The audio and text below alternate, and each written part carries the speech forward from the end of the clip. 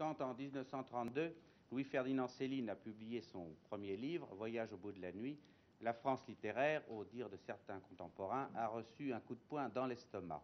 Depuis, cette œuvre n'a cessé d'être passionnément discutée pour des raisons souvent extralittéraires. Or, un éditeur, André Balland, vient d'en entreprendre la publication. Jean Ducournau, vous qui êtes responsable de cette publication, voulez-vous nous dire pourquoi vous avez délibérément écarté les pamphlets? J'ai écarté les pamphlets de l'œuvre de Céline parce qu'il s'agit essentiellement de textes racistes, politiques, et que ce n'est pas le côté de Céline qui m'intéresse. Je sais que dans ces pamphlets, il y a une grande part de littérature, il y a une verve extraordinaire. On m'a reproché de ne pas publier ces pamphlets et en me disant qu'il était absolument impossible de les sortir de l'œuvre de Céline, écrivain, étant donné qu'il s'agit quand même d'œuvres littéraires.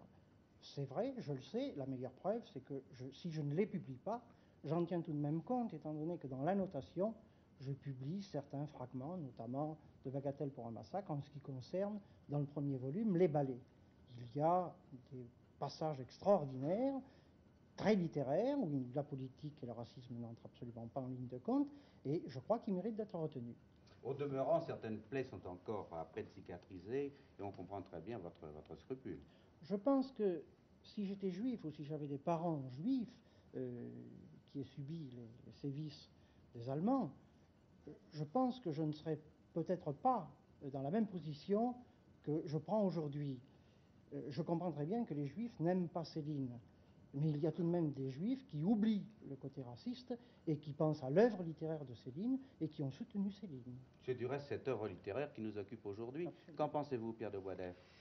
Eh bien, je pense qu'évidemment, nous commençons à pouvoir parler de Céline. Pendant des années, nous avons hésité à le faire parce que nous venions de sortir de cet effroyable holocauste et ces 6 millions de juifs passés au crématoire nous rendaient toute expression, fût-elle formelle, fût-elle littéraire et fût-elle, comme dans la plupart de l'œuvre de Céline, en grande partie théorique, proprement intolérable, abominable.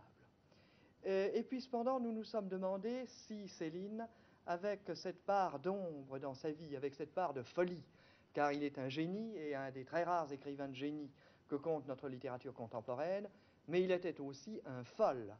Eh bien, Céline est un témoin puissant de notre temps, et c'est probablement dans son œuvre que nous trouverons, avec ses contrastes, avec ses zones d'ombre, avec, je dirais, son écriture qui ne doit rien à l'après et à l'artifice, avec cette nouvelle manière de transcrire directement la parole et d'introduire une petite musique nouvelle que personne n'avait trouvée depuis Proust, c'est en tout cela que Céline a dessiné une image de notre temps beaucoup plus fidèle, beaucoup plus essentielle, beaucoup plus vraie que les romans construits, structurés, didactiques des années 1930. Finalement, Le Voyage au bout de la nuit et Mort à crédit sont des monuments probablement beaucoup plus significatifs du monde qui est en train de naître, sont les symptômes annonciateurs des grands désastres, de l'effroyable annonciation d'Hiroshima, qui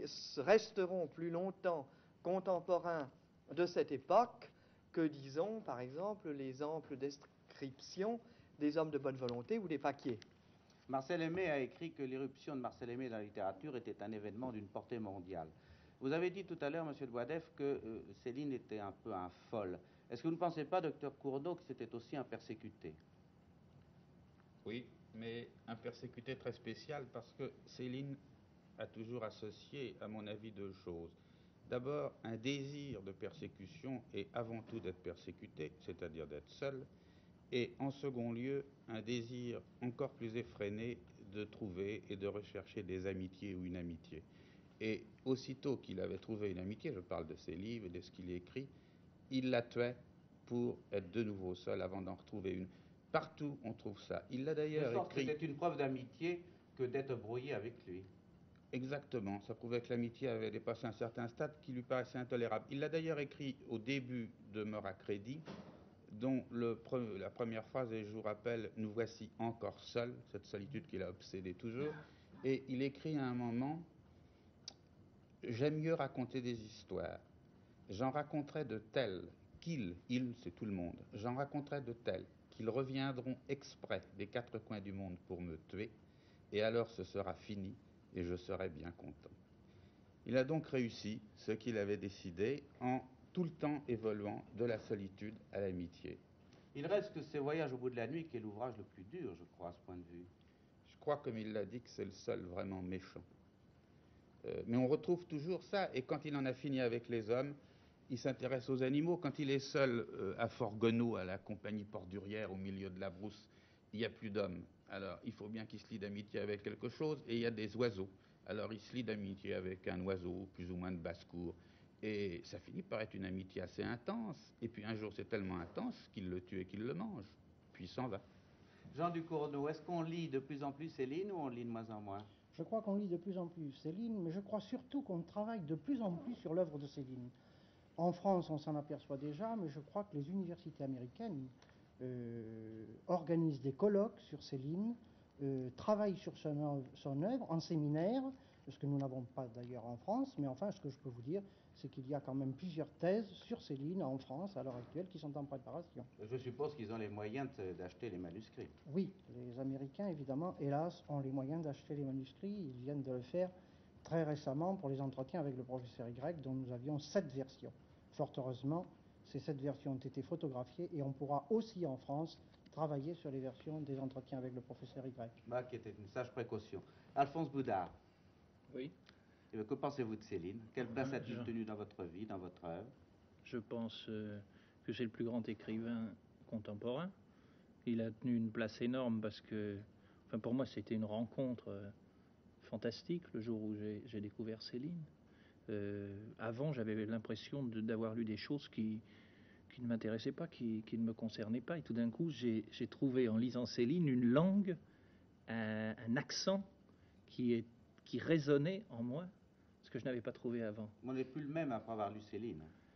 On n'est plus le même, et puis on découvre que certaines choses peuvent être dites alors qu'on croyait qu'elles ne pouvaient pas être imprimées, qu'elles ne pouvaient pas être mises dans la littérature. Moi, la littérature, avant Céline, enfin avant que je lise Céline, c'était une espèce de domaine interdit. Enfin, c'était un truc de professeur, et puis je feuilletais comme ça André Gide ou autre, et puis bon, bah, par moments, oui, je disais des trucs bien, c'est intéressant, etc. Mais il n'y avait pas le courant, il n'y avait pas la longueur d'onde. Puis alors avec Céline, oui, immédiatement. Alors vous ça, avez parlé de la langue de Céline. Quelle réflexion vous inspire-t-elle? Ben, elle m'inspire ceci, c'est que Céline est partie de la langue populaire, de la langue parlée, qu'il l'a transposée, évidemment. Il a fait un travail de poète avec cette langue populaire. Et c'est ce qui la rend, enfin, possible à lire, parce que il y a certains romanciers actuellement qui font du langage parlé sans l'épurer, transcrit. Alors c'est illisible très rapidement, tandis que Céline lui a donné un rythme, une musique, il l'a reconstruit. Mais il est parti des bases, de la langue de la rue, la langue des hôpitaux, de la langue des prisons, de la langue des voyous, de la langue des pauvres. Et il a fait, quand il fait des mots et quand il construit, il a fait à la façon du peuple. C'est-à-dire qu'il a pris des mots, il les a changés au gré de sa plume, parce que tout d'un coup, ça avait une sonorité amusante, ce que fait souvent le populo. Il écoute un truc, puis il répète d'une autre façon déformée. Il n'arrive pas à dire infractus, il dit infractus. Hein. Il n'y a rien à faire. Et puis, toujours comme ça. Et chez Céline, d'un bout à l'autre de son œuvre, il fait ce travail. Pas du tout un travail de professeur. C'est Bernanos, Jean Ducournau, qui a écrit que Céline avait donné la voix aux pauvres, enfin, exactement, en écrivant comme ils aimeraient parler s'ils étaient capables de s'exprimer, ce qui est très beau. Absolument. Que pensez-vous de ce problème, M. Boilet? Je crois que c'est très vrai, mais ce qui est important, c'est que d'une part, chez Céline, l'expérience est directe, mais la langue n'est pas directe. Je veux dire, la langue est aussi médiatisée que chez un précieux. Et ce qui nous, on parle constamment de l'argot de Céline ou de la langue ordurière de Céline, où on dit en effet, il parle comme le peuple, mais c'est tout de même une langue extrêmement retravaillée, une langue extrêmement recomposée. Par contre, l'émotion, elle, est extrêmement directe. Vous connaissez tous ce texte où Céline opposait l'éducation qu'on donne au lycée et la vie de l'enfant de l'école primaire. Et il dit, n'est-ce pas, un monde émotif, toute une vie sépare l'école communale du lycée. Les uns sont de plein pied, dès l'origine, dans l'expérience. Les autres, toujours, seront des farceurs, toujours. Ils ont fait la route à pied, tandis les mômes de la communale, tandis que les autres, ils la font en auto. Et voilà pourquoi ce sont des petits bourgeois, des parasites, des maniérés, des artificiels, en luxation vicieuse jusqu'à la mort, disait-il et répétait-il. Ils n'ont jamais vu, ils ne verront rien, ils ont appris la vie, et ça c'était, je dirais, pour les humanistes, pour les intellectuels de gauche des années 30, dans les traductions grecques et les bavardages de M. Alain. Il y a sans doute un peu d'excès dans ce qu'il dit, car on peut être sorti du peuple et finir par parler la plus belle, la plus poétique des langues littéraires. Je pense à Giono, qui par certains côtés n'est pas si loin de Céline, et on peut réciproquement être un bourgeois et, je dirais, démolir systématiquement la langue. C'est ce qu'a tenté un moment de faire Sartre. Mais ce qui est important, c'est que Céline a vécu la vie en creux, le relief intérieur des choses. Il n'a cherché à rien arranger. Pour lui, ce qui est important, c'est de dire ce qui ne l'a jamais été parce qu'on n'a pas osé. Et il est à l'opposé de cette littérature de conquête, d'affirmation de soi, qui est en même temps une littérature civilisée, où il faut faire la place de l'homme. Toute une littérature, disons, de Homère à Zola, n'a cessé de tailler une place pour l'homme qui soit une place satisfaisante. Céline prend le parti pris exactement inverse. La vie est impossible à admettre. Ce qu'il y a de terrible en nous, c'est que nous sommes sur la terre et que nous ne pourrons pas en sortir. Et voilà ce qu'il faut dire, il faut expliquer comment ça se passe. Non pas dans les livres, non pas dans ces belles vies recomposées au nom de l'art ou de la littérature, mais telle qu'on l'a connue instant après instant. C'est le contraire de la démarche de Proust. Pour en revenir à l'argot dont vous parliez tout à l'heure, Marcel Aimé a écrit que l'argot, au fond, représentait à peine 1% dans l'œuvre de Céline, et il ajoute très joliment qu'une demoiselle sortie du couvent pourrait lire l'œuvre de Céline aussi facilement qu'un livre de messe. Que pensez-vous de l'argot de Céline, Alphonse Pouvard? Oh, écoutez, là, je crois que Marcel Aimé exagère un petit peu. Il y a plus d'1% d'argot dans Céline, notamment de mort à crédit. Puis il y a même des mots difficiles à saisir pour les gens qui ne font pas la démarche de Céline. Je prends par exemple le chat, en argot, c'est le greffier. Et Céline, dans Nord et dans Le Château l'Autre, quand il parle de Bébert, le chat de Le Vigan, il dit le greffe. Bon. Alors il a raccourci greffier. Ce que fait ça aussi, c'est encore la démarche générale. C'est la démarche populaire. Cinématographe, cinéma, ciné. Puis ça. Après, des fois, on rallonge, on refait cinoche. Et ce qu'il fait aussi, quelquefois, il en rajoute. Mais je crois qu'il y a beaucoup plus d'1% et qui s'est beaucoup inspiré de la langue populaire. Il y a, par exemple, le peintre Jean Paul, que je connais, il parle une langue très très près de celle de Céline. Je crois qu'il a d'ailleurs inspiré Céline parce qu'il était toujours avec lui, en fait, très très souvent. Mais elle est compréhensible? Très, oui. Bah, c'est-à-dire, ça dépend un peu des moments. Enfin, faut quand même être initié, je suppose. Oh, initié. Ce qu'il y a dans Céline, et ça c'est l'effort à faire quand on écrit dans ce domaine, c'est qu'il faut le placer dans un contexte qui éclaire le mot et qui rende toute la phrase compréhensible. Ça arrive toujours. Chez Céline, on comprend toujours, je crois. En tout cas, dans Le Voyage au bout de la nuit, là alors Marcel Aimé a raison. Il y a peut-être qu'1% d'argot. Et j'ai été étonné de lire des critiques de l'époque disant un livre en argot, etc. Il y avait des argotiers à l'époque qui écrivaient des livres qu'on ne peut plus lire du tout maintenant. Alors que Céline, il y avait quelques mots. C'était surtout la syntaxe qui était argotique. C'était surtout la façon d'amener les choses, de culbuter les mots dans la phrase, etc. Ça, c'était argotique et populaire, plus que les mots.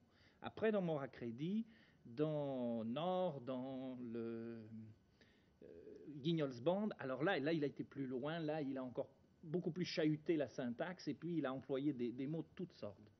Docteur Cournot, nous en parlions tout à l'heure avant le début de cette émission, nous parlions de la place de l'amitié dans l'œuvre de Céline, parce qu'au point de vue de l'amour, il a déclaré à notre confrère André Parino, je crois quelques jours à peine avant sa mort, qu'il ne fallait pas en parler. Quand on est romancier, disait-il, il faut de la pudeur.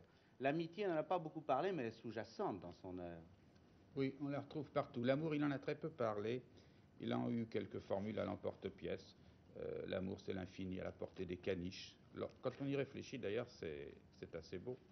Et puis, il adorait les chiens et probablement les caniches. Mais il en a parlé dans Le Voyage au bout de la nuit, en ce sens que les femmes, Lola, Molly et autres, sont présentées sous un jour assez chaud, si je peux dire, et heureux. Et puis, il a commencé à démolir dans Mort à crédit, avec une grosse dame qui lui vole une petite statue chinoise qu'il a dans la poche de son gilet, et puis avec des choses pires après. Et puis après, il n'en parle plus. Je pense que c'est une espèce de pudeur, et qu'il essaye de le remplacer toujours par l'amitié. Je ne vois pas d'autre explication. Pierre de Boisdef. Est-ce qu'il n'y en aurait pas une autre, mais que j'ose à peine formuler? Est-ce que par rapport, je dirais, à ces grands créateurs génésiques que sont Victor Hugo ou Balzac ou Tolstoï, ce qui n'est pas le plus frappant chez Céline, c'est l'impuissance. Et que finalement, si vous voulez, l'impuissance a déterminé chez lui, par réaction, la folie de la création. Il a été placé, il s'est trouvé placé, malgré lui, en face de cette intolérable défaite. Et il a refusé de l'oublier. Que pensez-vous de cette interprétation? C'est possible, je n'ai pas les éléments pour pouvoir la reconstruire. C'est possible. C'est possible. Moi, j'avoue que je sursaute instinctivement au mot, quand vous employez l'adjectif impuissant, ce qui concerne Céline. C'est quelque chose qui me paraît très, très bizarre. Alphonse Boudard? Moi, je crois qu'il y avait dans son attitude vis-à-vis de l'amour, comme dans son attitude vis-à-vis d'un tas de choses, un refus des mots, un refus d'une espèce de romantisme, de tout un cirque qu'on fait autour et qui sublime au fond quelque chose de très limité, qui est l'axe sexuel. Puis alors à côté, il y a autre chose, justement, comme disait le docteur, l'amitié, la tendresse. On voit quand il parle de sa femme dans les derniers livres, oui. Là on a la tendresse, on n'a pas un sentiment invraisemblable, un sentiment qui nous vient du littérature du cœur, quoi. C'est ça. Et puis même les grandes orgues à propos de l'amour. Il a horreur de ça, il est contre et il le marque très très souvent. Marcel Aimé, qui l'a très bien connu, l'a dépeint comme un être qui aimait beaucoup la vie. Il dit il est faux de parler du pessimisme de Céline. Ce que Céline n'aimait pas, c'était tout ce qui rabaisse et tout ce qui rend vulgaire l'existence. Qu'en pensez-vous, Pierre de Boisdef? Oui, je le crois tout à fait, mais ce que dit Alphonse Boudard ne va pas tellement à l'encontre de ce que j'indiquais, et je n'ai en effet aucune certitude. Ce qu'il y a, c'est qu'aucun livre de Céline ne donne l'idée de la joie simple et physique d'aimer. Je ne dis pas que l'amour soit absent, mais il y a quand même un refus de l'amour avec une sorte de puritanisme si agressif et d'austérité dans le contact physiologique. Je veux dire, il y a cette espèce... Enfin, il y a Alphonse Boudard la chair pas de poule. Je ne suis pas d'accord. Il y a des pages dans Le Voyage au bout de la nuit et la beauté du corps. Il en parle souvent. Et quand il est à New York avec les Américaines, on n'a pas l'impression que c'est un impuissant. Quand il parle des jambes, il dit que c'est l'aristocratie du corps. Mais voyez-vous, je crois que vous parlez de la beauté du corps. On a dit que Céline avait beaucoup aimé les danseuses. Oui. Mais je crois qu'avant d'aimer les danseuses, Céline a beaucoup aimé la danse. Et je crois que d'abord la danse qui est présente dans toutes ses œuvres, qui est présente totalement dans sa vie, depuis le voyage, c'est-à-dire depuis sa première amie connue, qui était une danseuse américaine, jusqu'à sa femme, qui est une danseuse aussi, même actuellement. Je crois que la danse a pris une part, la danse et la poésie, par contre, évidemment, ont pris une part énorme dans l'œuvre et dans la vie de Céline. Pierre de Boisdef, il nous reste à peu près une minute. Est-ce que vous voulez l'utiliser pour tirer la conclusion de ce débat et en tant que critique, donner la place qui vous paraît revenir à Céline? Oh, c'est bien difficile de le faire si brièvement. L'importance de l'écrivain, je crois que tout le monde la ressent, non seulement parce qu'il a été le père de plusieurs générations d'écrivains, depuis Sartre jusqu'à cette nouvelle génération romanesque qu'Alphonse Boudard représente ici, Mais moi, ce qui me frappe peut-être encore plus que l'importance du romancier, qui me paraît comparable à celle de Bernanos. Bernanos et Céline me paraissent probablement les deux plus grands romanciers de l'entre-deux-guerres. Très proche. Et Ils sont très pas proches, si en loin, en effet. effet, l'un de l'autre. Mais ce qui me paraît très important, et ce qu'on hésite à souligner, car il y a le meilleur et le pire dans cette vision, qui est par certains côtés celle d'un Fall, c'est le côté prophétique. Céline est notre Kafka. Céline est l'homme qui a vécu la fin du monde, qui l'a vécu dans sa chair. La réaction des héros de Céline vis-à-vis de ce qu'il est convenu d'appeler le mouvement de l'histoire, de tous ces hochets, des satisfactions du niveau de vie, du progrès, de tout ce qu'il a dénoncé, c'est la réaction de gens qui ont vu Hiroshima et qui ne l'ont jamais oublié. Disons, si vous voulez bien, que c'est un peu le Rabelais l'ère atomique. Eh bien, c'est sur cette dernière définition que nous allons nous arrêter ce soir. Merci beaucoup, messieurs. Il avait prévu.